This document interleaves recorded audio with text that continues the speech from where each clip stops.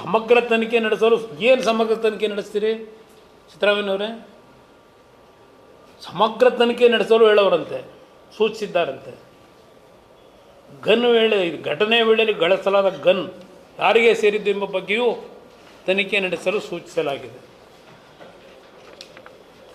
4 ದಿನ ಆಯಿತು, 5 ದಿವಸ ಆಯಿತು ಇವತ್ತಿಗೆ. ಕ್ಷುಲ್ಲಕ ಕಾರಣಕ್ಕೆ ಗಲಾಟೆ. ಇದು ಮುಖ್ಯಮಂತ್ರಿಗಳ ಹೇಳಿಕೆ. ಇನ್ನು ಮುಖ್ಯಮಂತ್ರಿಗೆ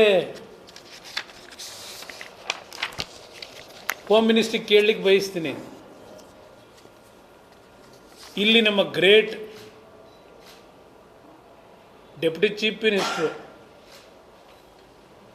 ಇವರು ಪ್ರಧಾನಮಂತ್ರಿಗೂ ಎದುರಲ್ಲ, ಕೇಂದ್ರದ ಗೃಹ ಸಚಿವರಿಗೂ ಎದುರಲ್ಲ. ಇವರ ಹೇಳಿಕೆ ಭರತ್ ರೆಡ್ಡಿ ಬೆನ್ನಿಗೆ ನಿಲ್ತೀವಿ ಎಂದು DCM DKC. ಇನ್ಯಾವ ತನಿಖೆ ನಡೆಸ್ತೀರಪ್ಪ ನೀವು? ಡೆಪ್ಟಿ CM ಹೇಳಿಕೆ ಇದು.